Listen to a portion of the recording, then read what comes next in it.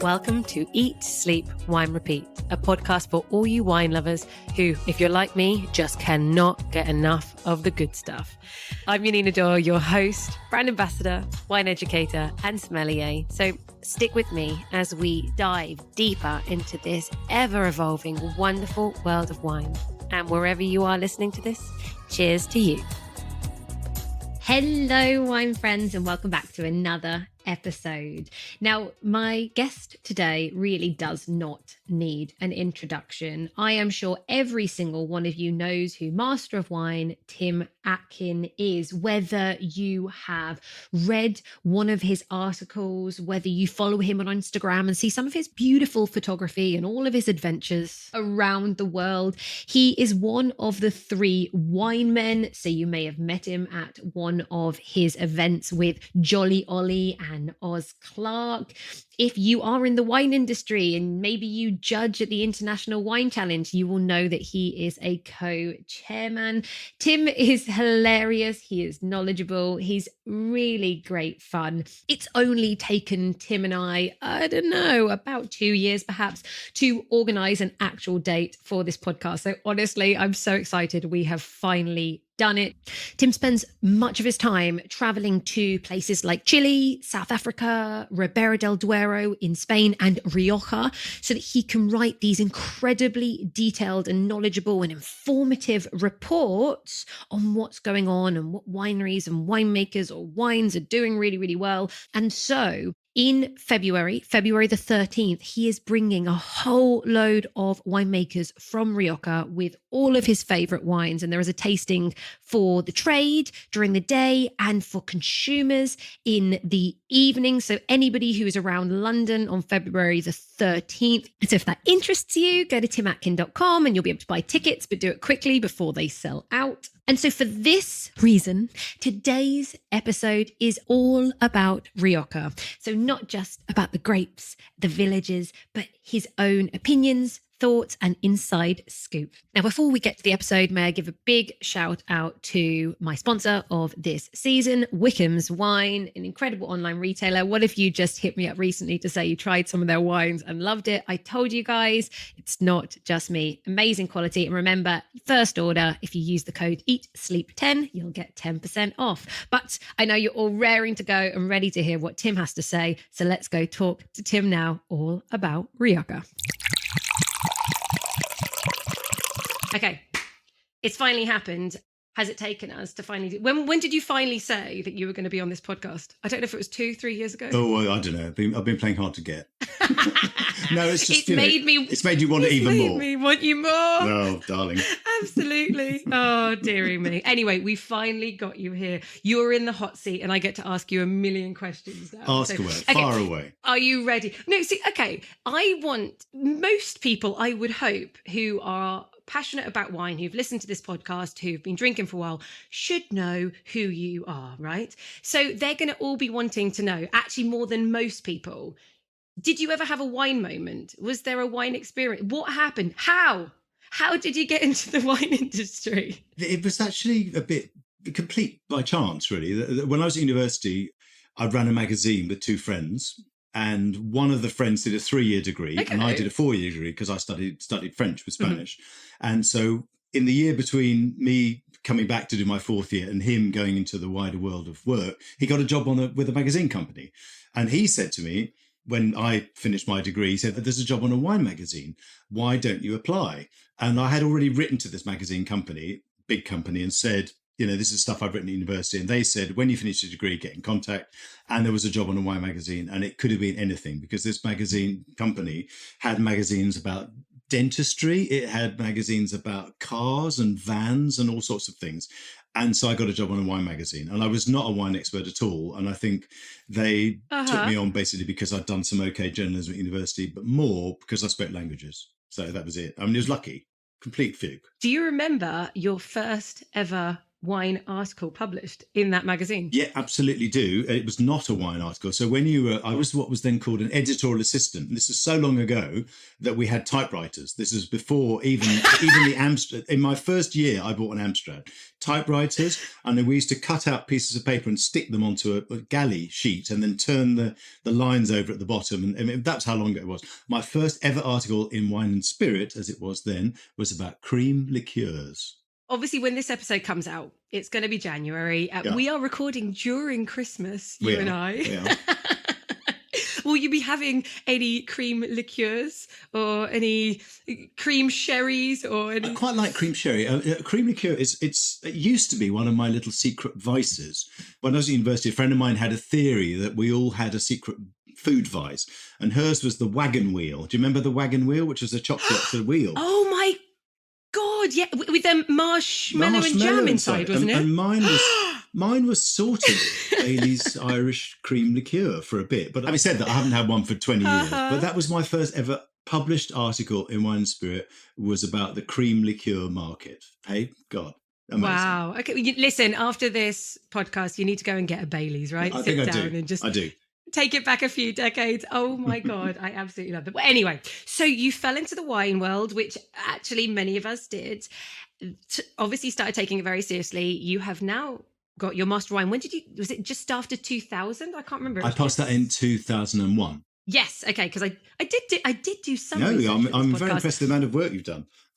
Well, yeah, but then Christmas came along and then I completely forgot everything. But, okay, so what I love about finding out when people have passed their Master of Wine, you can go on to the website, the Institute of Master Wines, and you can see if it was in the last, almost like just the last decade, what the research paper they did was, which I think is fascinating. And you can download it and you can read it. And it's brilliant seeing these amazing minds and what they've done because they focused on something so specific. But because you were 2001, they didn't back then put up the research papers, or they haven't done it now, I don't know, but I can't find your research paper. So this is why I have to ask you, what did you choose to focus on? Interesting. I wrote mine about Tokai. It was about tradition and innovation in the Tokai region. So when I wrote it, Tokai was, not that long after the fall of the Berlin Wall and Hungary, becoming a non-communist country, as it were.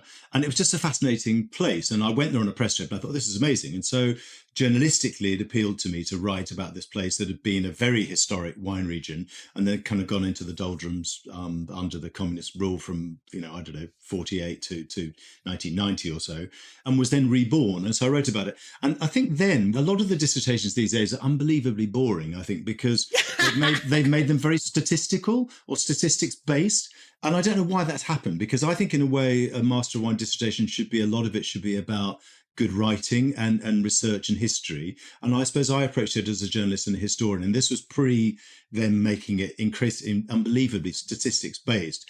And I think they've kind of missed a trick, really. I mean, some of the modern ones are interesting, but others, I think people just get way too hung up on all this data. And I don't know who reads all the data. Some scientist somewhere has told the Institute that they need to include lots of data. And it's just boring. I think that it'd be much more interesting if, as mine was, I think, I can send it if you want, was a good read. And funnily enough, when they originally referred it, 4 of us passed first time, and when we did it, we used to do the dissertation before.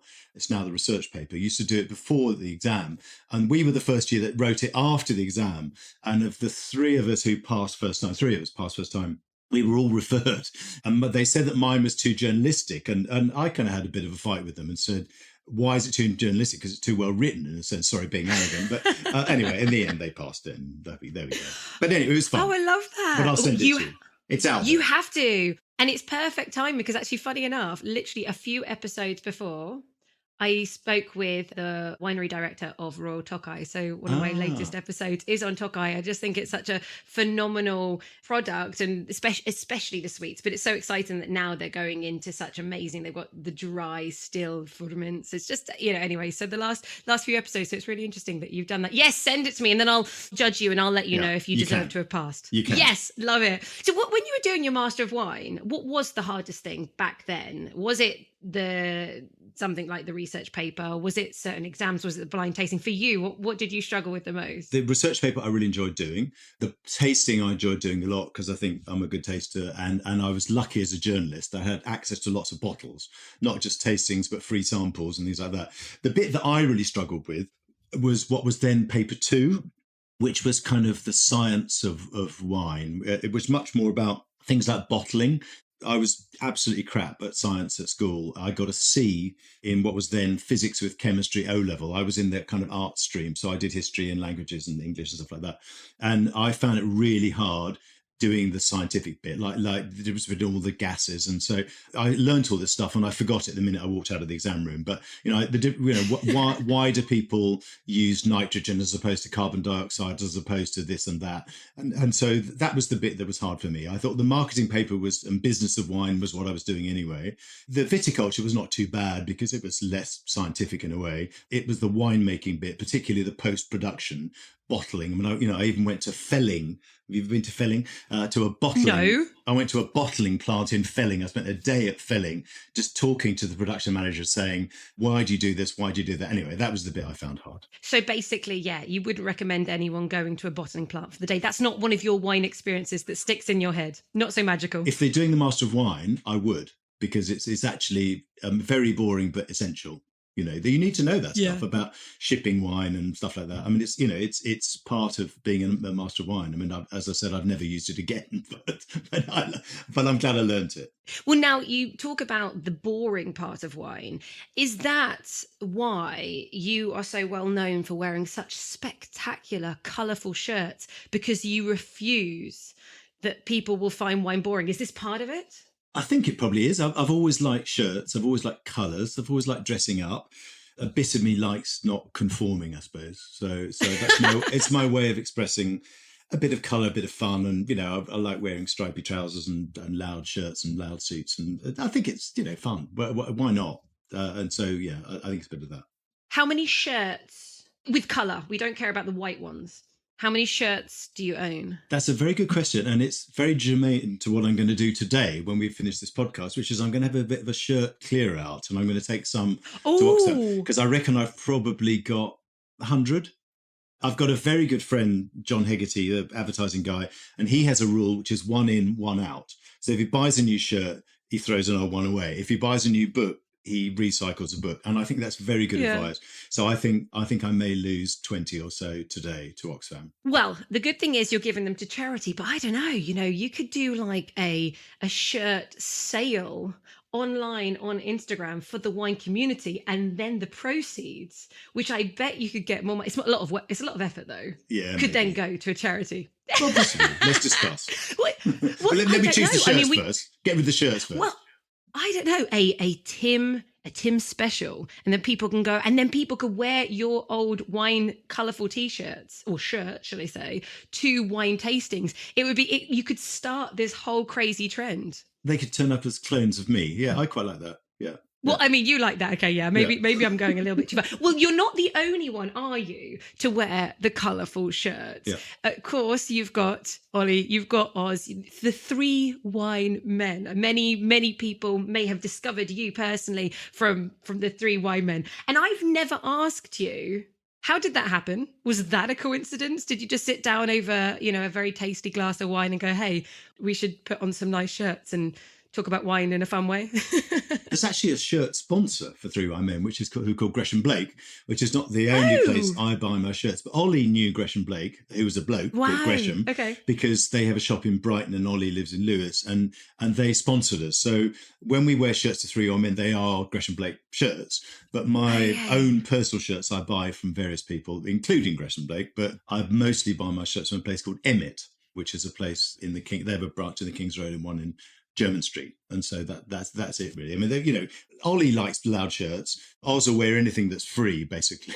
No, I'm joking. Why does that not? No, I mean Oz anyway. I mean, I just love he is the quirkiest by far. I think you've got to hand it to him. He is. You've got to interview him. Oh, do you know what? At some point, if I can pin him, no. Do you know what? You were hard enough getting you down. So it's like, you've got to choose one person to like stalk for years. Now I'll tell you what, next one we'll work on Oz. We'll work on Oz because he's always busy. He's always gallivanting around somewhere or other. How did the three of you, though, decide to come together? You've obviously got the sponsor, you explained that, but just to start doing wine events. And Ollie and I were in something called the Wine Gang, and Ollie and I decided that we didn't want to do that anymore for various reasons. And so we said, well, why don't we do something together? And Oz is a very old friend of mine. And I said to Oz, do you fancy joining us? We slightly have some doubts about the name now, about Three Wine Men. And so we're thinking about, we want to rebrand it. We are rebranding it. And watch the space, partly because it's a bit, maybe it's a bit too male focused. I mean, we're blokes, obviously, and you did let Susie in. Susie Atkins is part of it, and we're looking to expand the franchise a bit more and get other people in, particularly some more younger women. I think it's a good idea. I mean, we just call it Three Wine Men because of three wise men, ho ho ho, and it was fun, and we have fun doing it, and I think that's the main thing. Still fun. We're all reasonably extroverted people. We like meeting consumers and we like talking to people, and they're fun events, really. And it was a bit sad during lockdown that we stopped doing them, obviously, but we kept it going by doing lots of online tastings, and that worked, really. Oh, I love it. Well, we're talking about events. You are. Personally have an event coming up, I do. Which I'm sure, hopefully there'll be a few tickets left for anybody who's listening. Tell me about the event, when it is, where it is, and why people have to be at this event. I will tell you. It's on February the 13th, and it's called The Best of Rioja. Now, I have to stress that this is the best of Rioja according to me, right? But it's a region that I know a reasonable bit about. It was very frustrating for me that Rioja is a very corporate place in terms of the people who run it.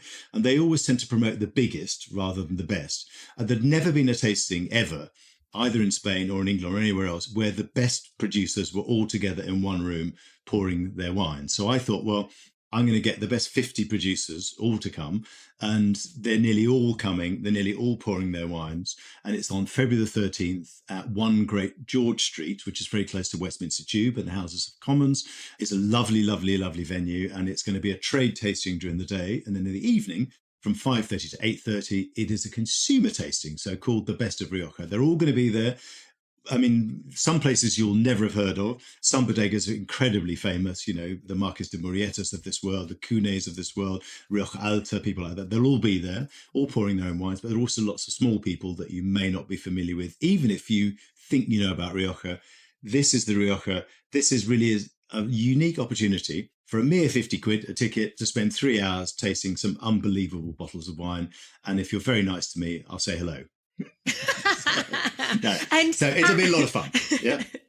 And there's lots of the winemakers personally are going to be all there, the winemakers are coming. There are people coming. There are consumers coming from Madrid to attend this tasting. This is, the word unique is overused, but it is a unique tasting. This has never happened before anywhere in the world. There are 250 tickets, and I think the last time I looked, I think we've got about 30 left. So if you want to come, snap them up. A few more. Yeah. Love it. So, in terms of like when you put all these wineries out in the room, would you be putting them out in the three provinces, in the La Rioja Alta area, in the Rioja Oriental area, or, is that how you do it? We haven't done that. I think we're going to do it in alphabetical order. There are some people but there are some people who are sharing tables. So we're like with their friends and they're small people, rather than take a whole table, they've got 3 wines each, and so they're coming. But the idea is that people will talk to them. The other thing about Rioja Alta, Alavesa and Oriental is that there are some wines, obviously, historically in Rioja, which are blends of different sub-regions or different villages. So that makes it a bit trickier in a way. But I think it wouldn't be a bad idea. Maybe we'll do that in the brochure, actually, to say to people, this is where this person's based, and their wines are mainly or exclusively from one of these sub-regions. I think that's a good point. The problem with the sub-regions is that particularly Rioja Alta is very diverse, and so is Rioja Oriental. Alavesa is a bit smaller and is mostly on one or a couple of soil types, so it's a little bit easier to generalise about Alavesa. Rioja Alta and Rioja Oriental, or Rioja Baja as it was known in the past, are a little bit harder to generalise about. But they're very different. Would you care to explain for somebody who kind of goes, hey, I love Rioja? And Rioja is a brand name as well for many people, and they feel very comfortable, but they're not so aware of the fact that there is so much difference in terms of climate, as you've already just mentioned, soils, and just the Rioja Oriental and the Rioja Alta. so different in even the focus of the grape varieties. So from being there and going across between those two, how would you best describe the differences to somebody listening? I think rather than thinking in terms of Alta, Alavesa and Oriental, is to break it down much, much, much more than that. And if you go from the northwest corner down to the southern extremity, the southern extremity would be the hottest bit. It's closest to the Mediterranean. That's in the Rioja Oriental, and it's pretty flat, and hot. The northwest corner is the coolest bit of Rioja, and that's very much influenced by the Bay of Biscay and Bilbao and some pretty awful weather. And Rioja is basically, is a river valley, and the Ebro River runs through the middle of it pretty much. It bends and weaves a little bit, and it basically flows from the west down to the east, and the east is obviously the Mediterranean end. And as I said, the further east you go, the warmer it gets. But altitude is one of the complicating factors. So even in Rioja Oriental, eastern Rioja, which is hotter, there are bits within it that are cooler. And some of the highest vineyards in Rioja, in fact, the highest vineyards in Rioja are in the Rioja Oriental or Rioja Baja. Oh, for goodness sake. So it's quite complicated. So a lot of it is based on soil type. It's based on which way the vineyards face. Do they face east, south, west, north? The age of vines is a big deal.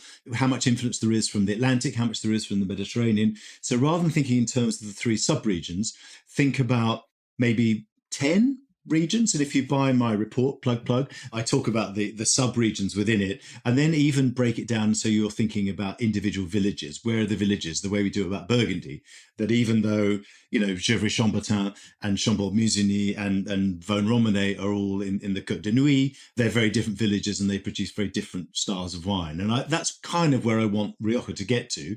And it's also what I'm trying to do with this tasting as a first step, to say this place is so complex. It's not just three sub-regions. It's not just wines that taste of American oak and that are maybe Tempranillo. It's much, much, much more diverse than that. But I think actually they're trying to do that, aren't they? So for the last few years, there's been that push for the vinos de am I pronouncing it right? Municipios, municipios, isn't it? So they are trying to push the village names. There's the single vineyards. Do you feel that they're doing this well? Is there still work to make it less complicated? Because there's always that... Unfortunately, as so often seems to happen in this region, they're doing it very badly. And the problem with Rioja as a region is that it's dominated by the interests of big bodegas. And the big bodegas resist change, really, in many cases. And these two changes were sort of dragged out of them. Part of the reason that they did it was because Juan Carlos López de la Calle of a bodega called Artadi left Rioja. He basically said, I don't want anything more to do with this thing because I can't put the name of my vineyard on the label.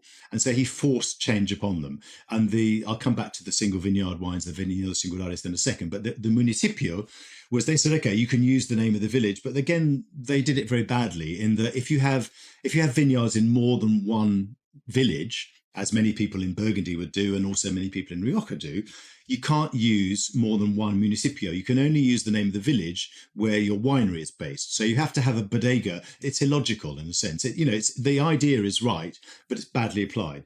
The Singulares, they've made it so strict that a lot of people, they qualify one year, then the next year they don't qualify. And instead of classifying the vineyard, they classify the vineyard and then they classify the wine every year. So you have to keep representing the wine every year. A lot of these wines keep failing the tasting commission. That's one problem. The other problem is that most of the best single vineyard wines, many of which have been single vineyard wines for over 100 years, and where the name of the vineyard is the brand, I don't know, something like Contino would be a good example, have not joined the group. And that's a lot of the problem, I think, is that a lot of the best single vineyard wine, Tondonia is another one from López de Heredia, is the name of a vineyard, have basically not joined this group. So I think good idea, but so far it hasn't quite worked. But, they're going in the right direction, but they need a lot of encouragement. They really do, and they almost have to be forced into doing things. And I see it as part of my role to keep disagreeing with them and keep pushing them along, and they don't like it. Well, to be fair, I have read many of your reports, whether it be from Chile, Ribera del Duero. Thank you. I haven't read your Rías Baixas report yet. That's on the list, but loads of reports to read. And I do love, for anyone who hasn't read any of Tim's reports, he does seem to want to stick a spanner in the mix everywhere. Like, don't you? It's always like, you haven't got that right yet. You probably should change that. So yeah, you've made enough friends to now try and push them that little bit further, right? You're just giving them nudges. No, I think it's part of being a journalist. Somebody once said the worst kind of journalist is what a wine writer. I think it probably applies to wine writers. Is what they call a fan with a laptop. So if you're uncritical and you don't think that part of your job is to say this could be better, or to say this is great, this is very good, this is average, and this is pretty shit, frankly, you're not really doing your job, And I think that, if you go into journalism to make friends, then you're in the wrong business. I think that part of it should be, you need to offend people sometimes, that you do, that if everything you say is so bland that nobody takes offense, what's the point of being a journalist? I don't see it. And I think, people like the Rioja Consejo Regulador, they don't see that. They think that of journalists as should be fans with laptops, and they shouldn't. I think that journalists should say, good, better, best, worst, and why, and how places could improve. Anyway, that's my opinion. No, and what I do really appreciate about the report, again, for anyone who's not listened, is that you can go online and you can go, teach me about Rioja. And it will say, here's your 3 regions. These are the soils. This is the elevation and the rainfall. Or you can read and you're putting that in, but you're asking questions, aren't you? And also allowing us to actually think as well. That is the point. So there's a little bit more emotion. There's a little bit more feeling into your reports than rather just, there isn't so many statistics, is there, Tim? No, I'm trying to avoid the statistics. I mean, the statistics are in there and I think they're important that you need to know how many thousand hectares there are, blah, blah, blah. But, I think it's important, as you said, to know about how's climate change affecting it. Has the Vineyards Singulares worked? How is this region run? Who's it run for? Is it run well? What's the future? There's always a thing in my reports where there are 10 points at the beginning. And one of them's always, what next? And, so where is this place going? And I think that a lot of regions, not just in Spain, but, in South Africa, Chile, where I've just been, Chile's in a major crisis at the moment. South Africa has problems selling its wines at the prices they deserve. I mean, this is a global set of problems, is how does the wine industry, and I suppose we're both part of a broader wine industry, how do we talk about that? How do we address those problems? And like you just mentioned Chile, I mean, it just every year it's like the next fire. The differences in their climate, like as we both know, we met because I worked for a Chilean winery. Yes, we did. I remember even right back at the beginning when I first started, part of my spiel was a bit like, there is a little bit more consistency with the climates in Chile. So, you can feel a bit more comfortable. It was almost part of my sale point for Chile. But now, I mean, actually part of the sale point is it's so interesting because it's not. Like you really, vintage variation is crazy. But that's great, Chile, isn't it? That's great. That Chile's such, as you know, as well as I do, it's such a long country, uniquely long. There's bound to be diversity. And again, it's one of those things where everyone says, oh, right, 2023 was this, and then you talk to somebody and they say, it wasn't like that here, and you look at the coast of Chile, which is, I don't know if you've ever been swimming in that ocean, but it's bloody cold. It's freezing. Well, no, I dipped my toe in. It's a massive body of cold water, and that has an enormous impact on vineyards that are close to the ocean. On the other side, you've got the Andes, and you've got vineyards now at over 2,000 meters. And in the middle, you've got this sort of mostly hotter, fertile series of valleys. But again, those vary massively. So I suppose what I'm trying to do with the reports and what we're trying to do generally with wine, it's more complex than you think. And that's a good thing. Wine is very simple in a sense. It's fermented grape juice, right? And it's fun and it gets you merry. And if you drink too much of it, it gets you drunk and gives you a hangover, blah, blah, blah. It goes great with food. We know all that. That's the basics. But the thing I like about wine, and it's what makes it interesting journalistically for me, is that there are so many areas of it that you can dive into. The science, I'm not that interested in the science, but, the geology, I'm quite interested in that. The history interests me a lot. The people interest me massively, music. I just think about all the things that I do through wine, whether it's meeting musicians, whether it's talking to historians about stuff that was happening in the 17th century, if it's looking at soil types, walking through vineyards. I think it's so wonderful, wine, that it's both very simple and incredibly complex. It's one of the most complex things on earth if you want to dive into it in a deep way. But wine, we will never ever ever stop learning. So just even the same way that you talked about the villages, and hopefully that will sort itself out a little bit more. But when people realize there are specific villages in Rioja that are typically producing better quality wine, they can start digging deeper. It's not just, hey, I like Rioja Crianza versus a Rioja Reserve. It's like, right, actually, I want to go to El Ciego. I'm assuming that would be up there as a village that you would recommend, presumably. Not particularly. Yeah. Oh, only yeah, and see now I say that with my limited knowledge because I visited Marqués de Riscal. Yeah. They're an amazing place to go to because of that ridiculously amazing iconic hotel that's right on the estate. But they make amazing wine, so I just assumed that would be kind of a big tick. Tell me, where would you recommend? El Ciego would not be in my list of the best villages. I mean, and a lot of the best villages are basically in north of the Ebro River, which is where El Ciego is as well, but a bit higher up the slope. And so places like La Guardia and La Bastida, and historically, La Guardia and La Bastida were two very important fortified towns, really, and had a certain degree of rivalry between them. And those two towns are probably two of the great wine towns of Rioja. And in the middle of those two is a place called San Vicente de la Sonsiera. Now, the slightly weird thing is that nearly all of the villages north of the river are in the Rioja Alavesa, right? But there's a little tongue of land that juts up from the Rioja Alta, and San Vicente de la Sonsiera is in the middle of it. So it basically sits on the northern side of the Ebro River, facing south mostly, but it's in the Rioja Alta, and San Vicente de la Sonsiera is there. So I think those villages are great.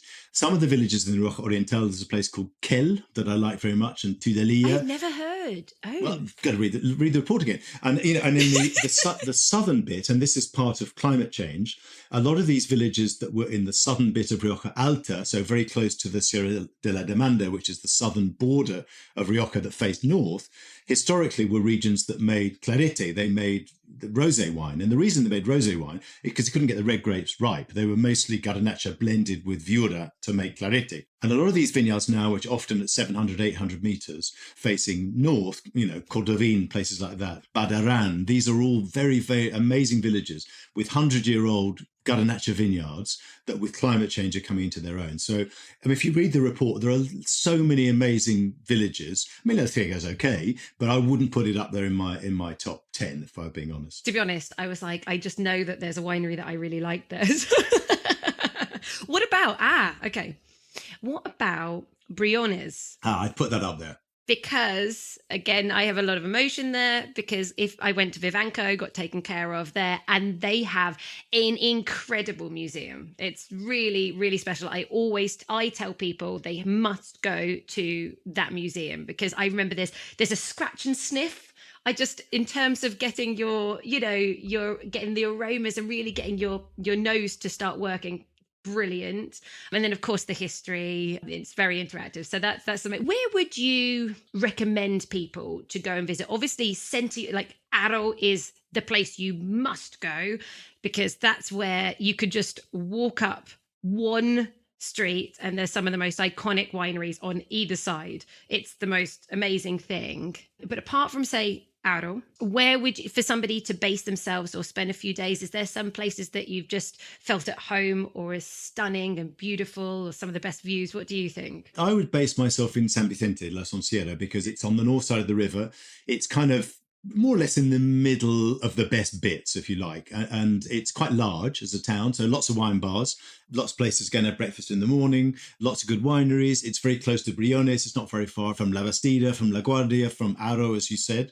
And Aro is where the station quarter is. So what transformed Rioja really in the 19th century was the railway line, which went from Aro really to Madrid, but also to north to Bilbao, and basically took Rioja out northwards to the ports and went overseas from there. So, and as you said, a lot of these historic wineries, Rioja Alta and López de Heredia, Muga's a bit more recent, but, a lot of these wineries are, and Cune, they're all within a 5-minute walk. So that's a good place to go and spend the day. But San Vicente is a great place to base yourself. Go and see people in La Guardia. La Guardia is great, but it's a bit touristy and you can't park inside the town.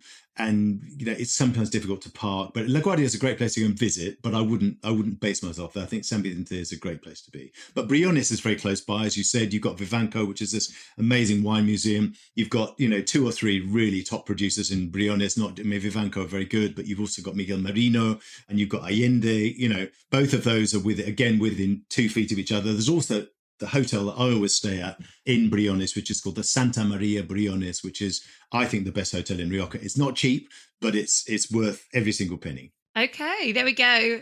There's a I'm not sponsored by them. We pay to go there, but it's just really nice. Okay, it's good to know. So now we've obviously actually just one thing I want to touch on from you've been going back and forth to Rioja and you've been seeing it evolving and you say how interesting the history is. Rioja Oriental, obviously going to the east, the warmer part of the region, they actually always used to have such a reputation for that's the cheap stuff, and it's changed so much. So just want to push you a little bit on that to just talk from your opinion, just seeing it in the last decade, how you feel it's evolved and why. Before I do that, I'll just say that it used to be called historically the Rioja Baja, low Rioja, right? And it was so stupid because, as I said, a lot of the highest vineyards in Rioja, the highest vineyards in Rioja, are actually in the Rioja Baja, the low Rioja. It was only called low Rioja because the river Ebro flows from the west to the east. So the river is at its lowest in the east, right? That's all it was. That's the only reason. Anyway, they changed it to Eastern Rioja. Historically, it was a source of a lot of Garnacha, and Garnacha, Grenache, was blended historically across the region with Tempranillo. Tempranillo is lighter bodied, it's earlier ripening, and Garnacha was used to beef up Tempranillo, right? And so the historic blend of Rioja was Tempranillo from the Alavesa or Alta with Garnacha from the east, from the Oriental, and little bits and pieces of Mazuelo and Graciano. But those were the salt and pepper, right? The problem with the Oriental and why it's got a bad reputation is it's dominated by cooperatives, many of which are not very good. It's also dominated by large plantings of Tempranillo in the wrong place. Tempranillo is a very bad grape to plant in Oriental. It's too hot, right? But because it's more productive than Garnacha, they pulled out a lot of the Garnacha and planted Tempranillo instead. Bad move, right, in terms of quality. So a lot of Rioja's worst wines come from this particular region. Also, as you said, there's been a counter-revolution, really, in the last, I would say, 10 to 15 years of mostly smaller producers, but really led by Alvaro Palacios, who's very famous, one of the most famous winemakers in Spain. And he's down there, and he has really championed an area called the Monte Yerga, which is a high mountain. He's got some of these vineyards at 700, 800 meters on the Monte Yerga. And Alvaro really has relaunched the Rioja Oriental, and he's been followed by other people, Javier Ezcuren. There's another fantastic producer called Vinhedos en Voz Baja, in other words, vineyards that speak with a quiet voice, who have refocused on Garnacha, mostly on Garnacha, but also Mazuelo and Graciano, but not on Tempranillo. So a lot of the new Rioja Oriental, if you like, is these smaller producers. I mean, Alvaro is a bit bigger than that, but smaller producers who are rediscovering what made the Garnacha great in the Rioja Oriental in the history, really. And they're not really planting Tempranillo, which is great. And I think that Rioja at the moment has got too many vineyards. And top of the list for the stuff it should pull out should be a lot of the Tempranillo that's been planted in the last 20 years in the Rioja Oriental, which is mostly mediocre and worse. Is that honest? So now, interesting. Yeah. No. That's very interesting what you're saying possibly should be pulled out. What's your feeling then on, you've talked about the 4 red grapes, on Viura or the other white grapes? Because I think actually about 1 in 20 of wines of Rioja is white. So it's a very small percentage. Yeah. Do you have the statistic on that? I think it's about 92% red and about 8% white now. And historically, there were really 2.5, 3 grapes, really. So Viura, which is the main one, Malvasia, or there are different types of Malvasia, but it's a family of those, and Garnacha Blanca, so white Grenache, which is a mutation of red Grenache. And then I think I've forgotten the exact year. Was it 2008? Time moves on so fast, I can't remember. Was it 2007? They allowed lots of other grapes in, and some of them were rediscovered grapes that they'd found planted in small plantings of things, one of which was Tempranillo Blanco, which is a mutation of red Tempranillo, and the other one is called Maturana Blanca. And Maturana Blanca is an amazing grape variety and very historic. It's been in Rioja since about the 16th century. So it's a very old grape. They also, and this was another example of stupidity, allowed people to plant Sauvignon Blanc, Chardonnay and Verdejo. Does the world need any more Chardonnay, Sauvignon Blanc from Rioja? It really doesn't. Does it need Verdejo when Rioja makes Verdejo? No, it doesn't. But they, as ever, made the wrong decision and allowed crap grapes, or rather international grapes, to be planted alongside local grapes and rediscovered local ones. All of this has meant that Rioja is very diverse, and its white wines, I think, are some of the greatest in Spain, and people don't know it. They think that Rioja is a red wine region, but it's actually, I think, I put it up there in the top 2 or 3 white wine regions in Spain. And its white wines are every bit as diverse as its red wines, because you can have, obviously, varietal, any of these things can be made as varietal wines, including Chardonnay, unfortunately, and Sauvignon Blanc. But you can also have really interesting blends. So you have Rioja with Malvasia, with Tempranillo Blanco, with Turuntes, which is a grape that was allowed back in, historic grape. And so the white blends are amazing and they're undervalued. I mean, there are some white wines, particularly the white wines of López de Heredia, Tondonia, which are now getting the prices they deserve. But 20 years ago, you couldn't give them away. And these old, they're almost oxidative styles that have got a little bit of sort of sherry notes about them, have now been recognised partly by me, I think, as some of the great white wines of Spain. That's one style. There are probably 20 different styles of white wine. So one of my tips I'd give you in this podcast would be buy the white wines before they go up in price, because they're so brilliant. And if you come to my tasting, there'll be lots of them there. You could easily spend the evening just tasting the whites for an hour and taste those. And to be honest, for me, always the best whites from Rioja I've tasted as well tend to have some oak and have been aged longer. Like you mentioned, Vineyard Tondonia, which, gosh, anyone who doesn't know about Vineyard Tondonia, check out the rosé, the red, the white, all of them fantastic. But are you finding there's a lot of beautiful examples without oak that are just showing Viura in its more classic form? I mean, it's another myth of Rioja. The problem is that to be called Crianza, Reserva or Gran Reserva, your wine has to be aged for a specific amount of time in 225 litre oak, right? So they actually tell you what size of oak you can use. And most of the best younger producers have said, stuff that. I don't want to follow what they're telling me to do. I need to do my own thing. So I might want to use concrete eggs. I might want to use 500 litre barrels. I might want to use cement, tanks. I might want to, use acacia. I might want to use Russian oak. I might want to, and so the new wave, if you like, again, is just pushing the boundaries. So this tiny little sort of redoubt of Rioja that thinks it's got to be this way is slowly being just exploded by people saying, why do we have to do that? Why? That's not even historic. I mean, historically, people didn't use 225 litre. If you look at old pictures of Rioja in the 19th century, they had big foudre, enormous, great big, large, several hectolitre tanks or large barrels. So I think what is historic and what is not historic is open to interpretation. And I think that I like the idea of anything goes. It's the iconoclast in me. And I think, again, it's what I like. As you said, a lot of them do have oak, but lots of them don't. A lot of the best wines have very little new oak. They might have big oak or older oak or all those other things I talked about, including concrete eggs and, whatever, really. Anything goes. And that's what makes it interesting. And certainly the newer generation are really stepping away from oak usage, and as you said, different aging vessels that are not going to add flavor. So to slowly finish off this episode on Rioja, of the new generation winemakers, there are a few that come to mind that you feel, are you happy to just mention and give people a suggestion of a few places that people might want to, in fact, even to come and see at the tasting? I'm very happy to. And one of the things I do in my reports is I nick the 1855 classification from Bordeaux and sort of use it to my own purposes. So I have first growth, second growth, third growth, fourth growth, fifth growth. Two people who are still comparatively young, at least to me, who are in my first growths, and they're not very far apart. You can drive between the two quite easily. One is in Briones, which would be Miguel Merino Jr., because his dad was also called Miguel Merino. And the other would be a bodega called Artuque, they are in Baños de Rio Ebro, and they're right on the river Ebro, again in the Rioja Alavesa. And Artuque was one of only two wines from Rioja I've ever given 100 points to, and the other one was a white wine from Vineyard Tondonia. So Artuque, La Condenada, I'd go and see those two. You also might want to go and see Jose Gil, again, GIL. He's based in Briones, but has vineyards in San Vicente La Sonsiera.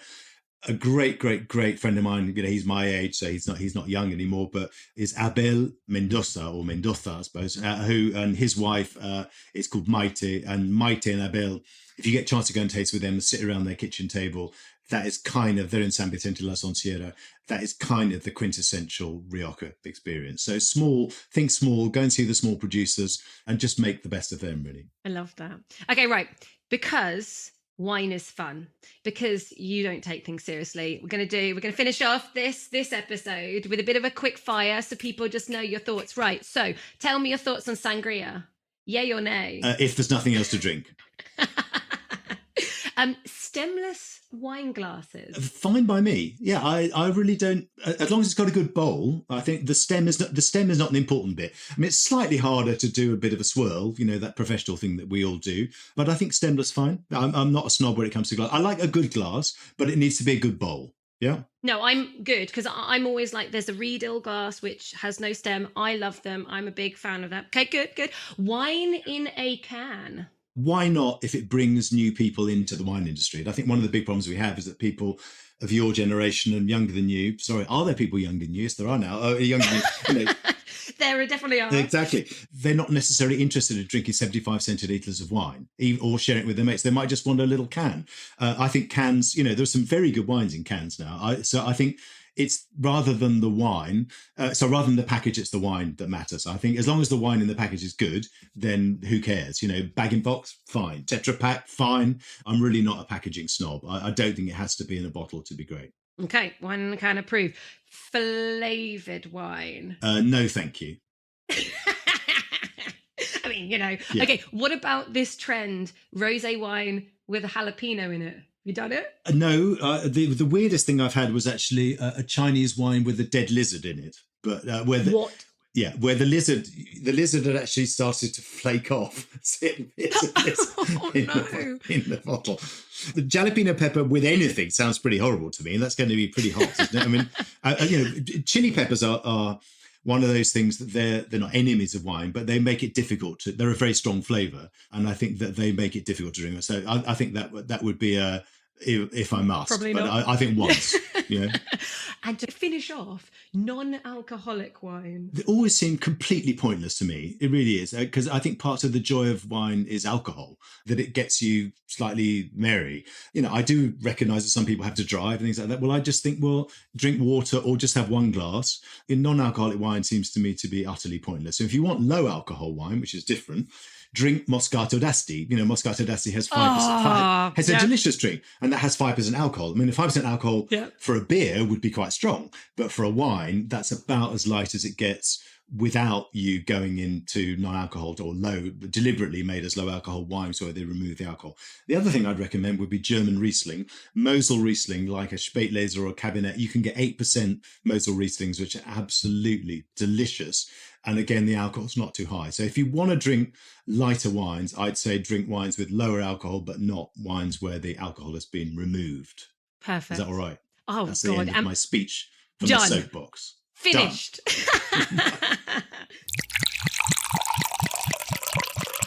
So don't forget, you can go to timatkin.com if you want to buy tickets to go to the London Rioja wine tasting event. But also from the website, you can download all of his special reports, whether it be on the wines of Chile, wines of South Africa. There's even one on Rias Baixas right now. There's a whole load. But one of his latest was on the wine region Ribera del Duero. And so for that reason, you need to join us for part 2 next week, where we'll be talking about his winemaking champions, the winemakers on his podium. We'll be talking about grape varieties like Albillo Mayor. This is a white grape variety. Tim will be telling us where to stay, what to do. So stay tuned for next week. Now, I did a wine quote from Louis Pasteur last week. So do you know what? I'm just going to do another one of his because I like them. And so he said, a bottle of wine contains more philosophy than all the books in the world. Right, that's it. You know what's coming next week. Like this podcast, share this podcast with your wine-loving friends, and do, if you have a few moments, leave a review and some stars on Apple Podcasts or Spotify. Love to you all. May this year continue to inspire you, to motivate you. I hope you're all planning that trip to Rioja. And until next week, wine friends, cheers to you.